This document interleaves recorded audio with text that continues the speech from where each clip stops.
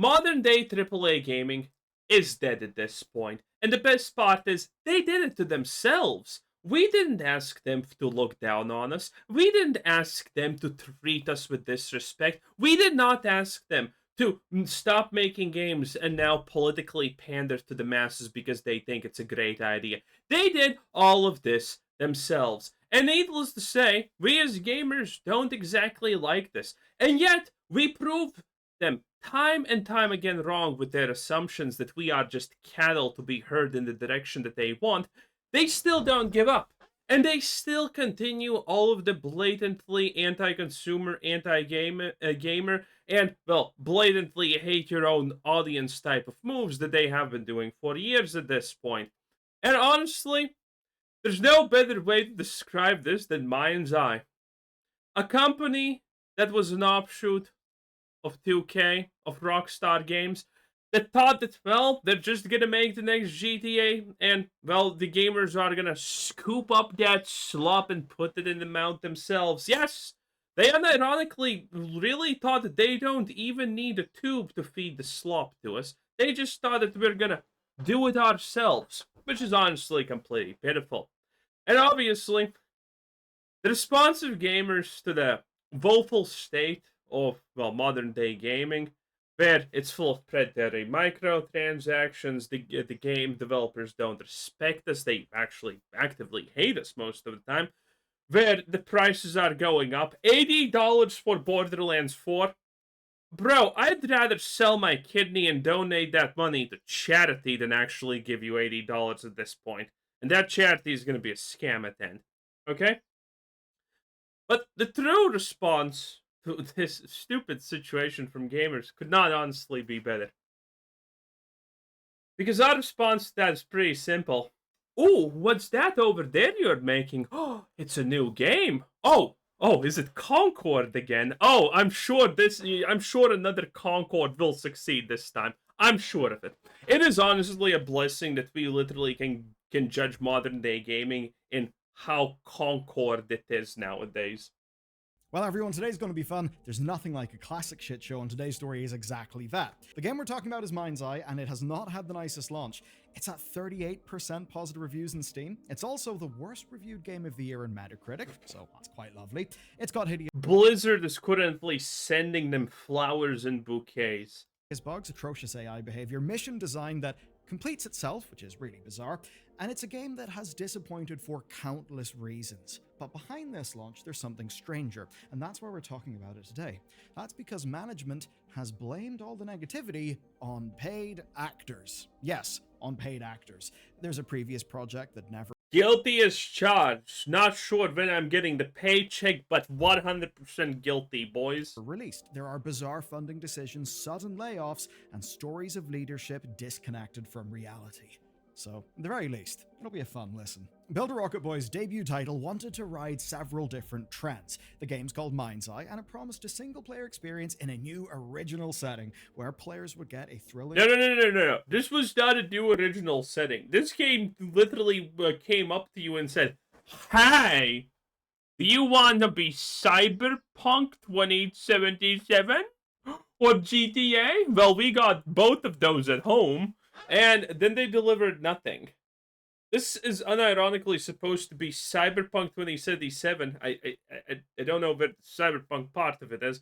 And GTA, which I'm also not sure what part of GTA honestly is here. But yes, this is what they unironically said that they're gonna do. story of corporate espionage. A whole bunch of big, brainy questions. Technology versus human skill. You get third-person shooter gameplay, the sort of thing you'd maybe expect from a Sony first party. So you can see how that all kinda lines up.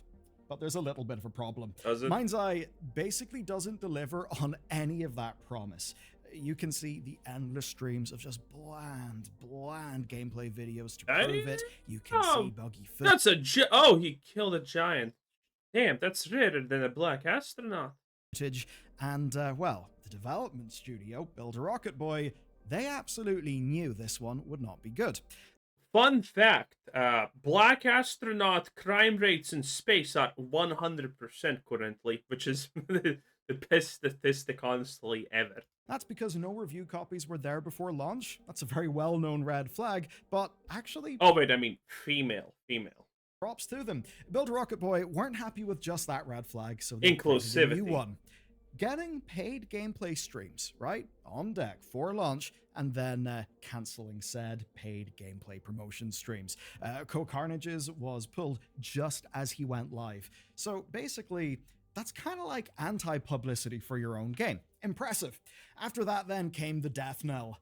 PlayStation began issuing refunds. That's a rare Refunds. enough thing, and if it sounds familiar, well, those were the exact same circumstances as with Cyberpunk 2077's console launch. Well, maybe they copied something from Cyberpunk 2077. Not arguably the part that they wanted to, though. Back then, of course, the CDPR executives tried to hide that. They, I guess, hoped things would magically work out. Obviously, they didn't, and it's the same story here. Now, the developers have said that they're heartbroken, and you know what? I can actually understand that. I mean, if you're rank and file on that team, it's probably been a shit show from when you started up to now, and what is your, big light at the end of the tunnel? Turns out it's not the escape from the tunnel, it's an oncoming train that you can't escape. Now, they have promised action here. There are fixes for the largest crash, apparently memory leaks were to blame. There's a notorious CPR minigame that is being made easier, but to just cut through it all, honestly, I do not think that this stuff will be enough. I just can't see a Cyberpunk Yeah, this is literally Bethesda level of bug fixing. style redemption here. A lot of that's because of the Oh, you log in, your character deletes all of his items and crashes and deletes your save file and steals 3 Bitcoin from your wallet? Don't worry, Bethesda got you covered. They fixed the bug where the shade of red in this one place where no one has ever visited before was not shade of red enough. That's pretty much Bethesda, and this is ironically what these losers are also doing. Hilarious, honestly. underlying, I guess, situation. I mean, honestly, MindsEye is kind of... It's hilarious, but how bad it is also kind of saddening, so it's like a sad comedy. With the game, and another part of it is down to just how goddamn sketchy this whole thing has been. Now, hang on a second. There's something that's really annoying that's actually getting way That's an ad. Not today. Hearing what you've heard so far, it may come as a bit of a surprise that people were actually pretty excited for this game, or at the very least interested. And they cared for 2 broad reasons, right? One was a promise, the other one was a name. Now, the promise was basically simple, and I'll quote it. A meaningful... Bruh, what do you mean people were interested in this game? Oh, I'm sorry. MindsEye SteamDB. Okay, let's look at the statistics here. Let's look at the ballistics here. I'm gonna share the thing. Okay, see? Look at this. Okay, look at this. 3.3k players peak when it launched. Okay, right here, and then instantaneously, literally in a matter of hours, it was down. It was down. Literally, the login moment was the peak of this shit. There's probably not even 20k copies sold of this game at this point. And if someone's gonna dare to comment, oh, but it's an Xbox exclusive battle pass, shut up. No one cares. No one likes you. Your sister hates you. Anyway. No one was interested in this. The idea that anyone was interested in MindsEye is a complete joke on itself. I mean, the biggest sell that they can do about MindsEye being good is probably lie that people were even interested in that garbage pile.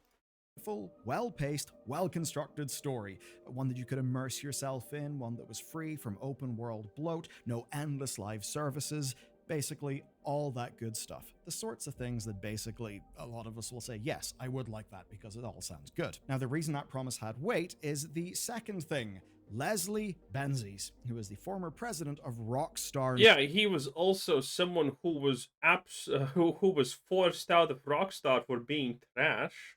So, if you want to say Rockstar's good, then this guy is objectively not the best. North. Now, he produced GTA 3 through to GTA 5. That also includes games like, say, Red Dead Redemption, LA Noire, pretty goddamn incredible stuff.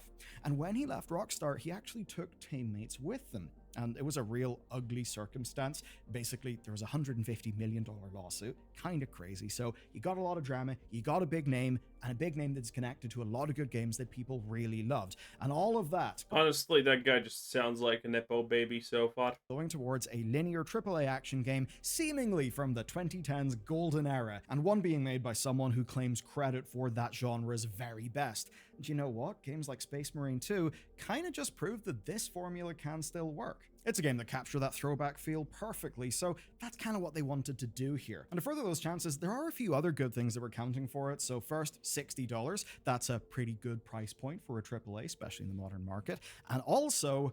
Bro, again, games should at this point be maximum $30. $30 or I'm finding alternatives. And as BioWare said, I should get used to not owning my games, and so I am. I'm training. You can thank Ubisoft for that. Well, IO Interactive even backed it. That's the same IO Interactive behind the beloved Hitman games. So they actually chose this as their first published title. They're pretty well respected. So all of that looked fairly good. But then, time kept ticking. The release approached, and that's when things got really weird. Per previews started to roll in. We saw Discord messages from co-founder Mike Gerhard. Bro, this game is... Per previews started to roll in. We saw... This game is such a goddamn joke. Like, can I shoot her? God knows she's not gonna say anything smart. She looks, knock on wood, stupid. There's no one home. And this guy, who is sadly your character, also seems like there's barely any lights there, okay? I can see my reflection there more than anything else, okay? Discord messages from co-founder Mike Gerhard that claimed that all the negative criticism was in fact paid. Yes, it's all just their ex-employer Rockstar paying people to be nasty. And when a content creator challenged him, he walked it back to a, quote, concerted effort using bots. So that was a bit of a PR, shoot yourself in the foot. Now, what then followed was the chief legal officer leaving weeks before the game's launch. Then also the chief financial officer left. Again, I am expecting great things, because I can tell you from a lot of government corruption experience, those of you who know I worked in government business finances and things like that before I took the genius step of YouTubing. Never, always regretted, by the way. But let me tell you one thing about not even just government, but any company in general. There are three main branches of a company, of a big company at least, well, even of a small one, but on a smaller scale, that know that something is really wrong. Okay? It's legal, it's finance, and it's accounting. Those are the three ones. If 2 out of 3 of these decide to, if 2 out of 3 of these leaders decide to jump ship, that is like the most red flag of something being illegal. It is a blatant something illegal is maybe happening here flag. So I am expecting great things of MindsEye and what's gonna happen here, because again, this is like 7 out of 10 times stuff like this happens before the release of anything. If these 3 positions, 2 out of 3, and God forbid if all 3 of them decide to jump ship before whatever comes out, something bad is most likely happening. This is like one of the most blatant giveaways, okay? Because these 3 positions are the ones who actually know and understand where the money is going, how the money is being spent, and what's actually happening in a company. There is no way to hide anything from these 3 entities. So, again, I'm expecting great things. That's all not great, and maybe those things are not red flags purely in isolation, but in overall context, absolutely rats leaving a sinking ship. And with all that in mind, today's events make complete sense.